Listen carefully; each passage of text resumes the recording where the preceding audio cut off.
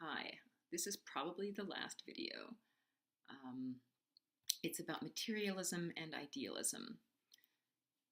You might want to watch this before the final exam because it could help you to write your final essay. So to simplify the question, materialism versus idealism, I want you to think of it simply as matter versus mind. Okay, so the question is, which one is more real? Which one influences our lives, our destiny, our choices?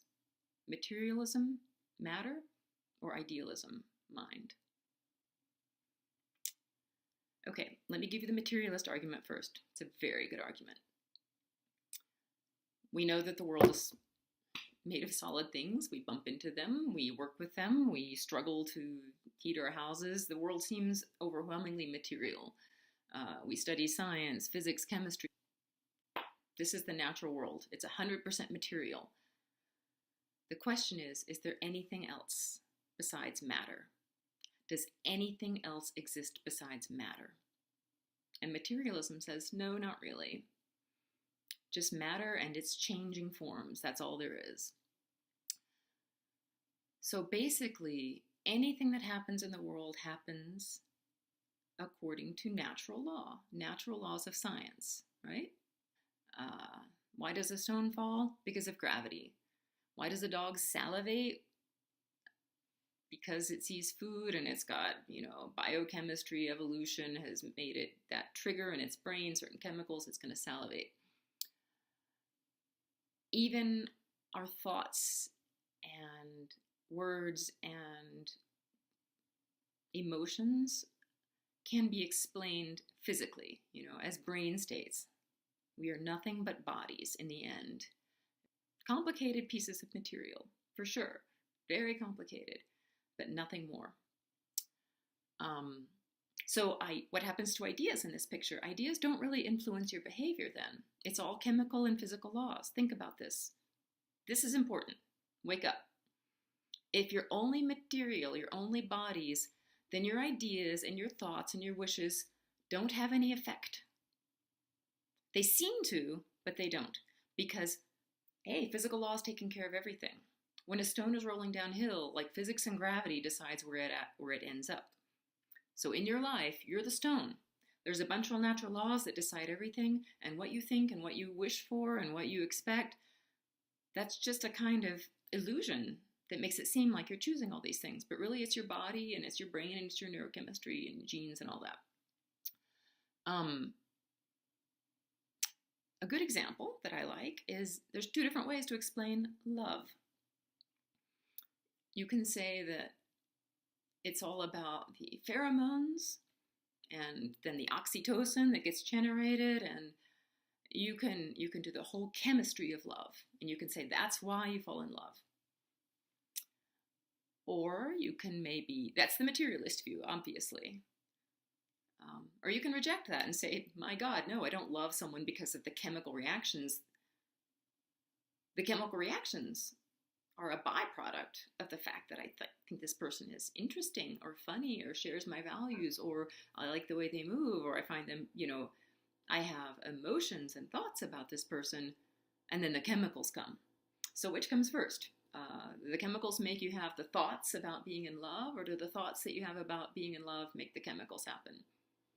The way you answer that question decides whether you're a materialist or an idealist. I'm oversimplifying, but it's a good place to start.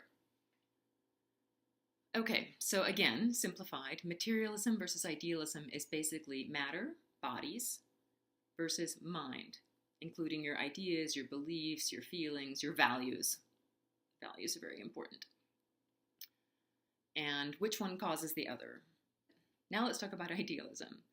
Idealists believe that minds and ideas are real things, whatever that means. We don't know what that means really, but they're not a byproduct of material things. They're real, just as real.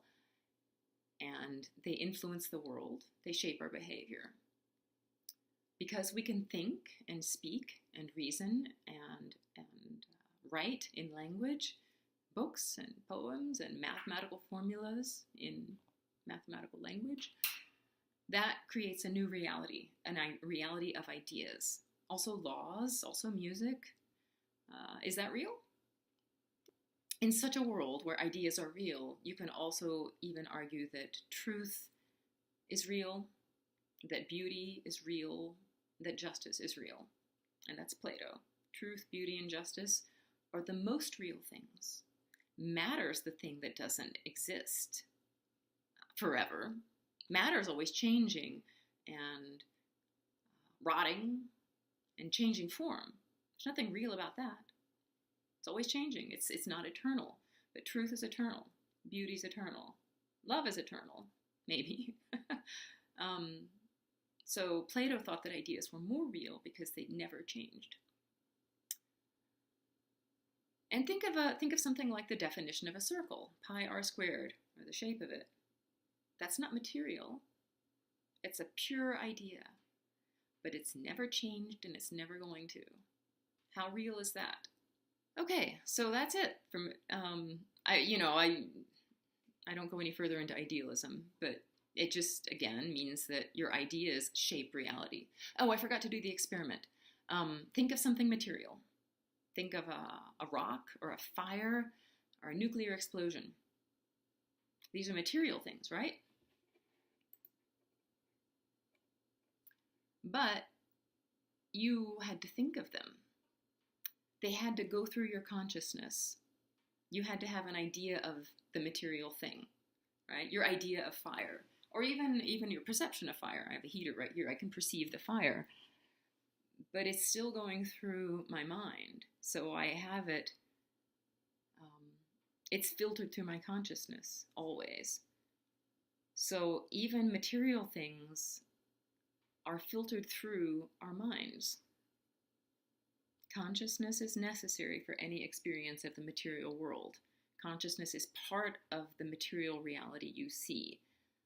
So you can't just experience matter without the mind. That complicates the world of pure materiality just a little bit. And there's more to that, but we're not going to spend time on it. Now, take those two categories, materialist, matter, idealist, mind, ideas, and think about each one of the authors. Sartre and his fear of death and his belief that when the body goes, it's all over. What's he? What's Tolkien with his talk about fairy tales and the primary and secondary worlds and how the imagination can create a different world that we inhabit? Well, he's clearly an idealist. Sartre was clearly a materialist. Aquinas, you might want to think about that a little bit, because even though he's talking about the world and the movement and the perfection and all the things in the world, it's ordered by a divine intelligence. So it's sort of infused with God through and through. So let's call him an idealist. Solzhenitsyn was difficult. And one of the better answers, I think, or that I liked, was here's a man who's living in a very materialist regime, because the Soviet Union was all about materialism. There was science as the only way to progress. They stamped out religion. They wanted everyone to, their goal was to create a society where everyone had the same amount of material goods, and everything else was not important.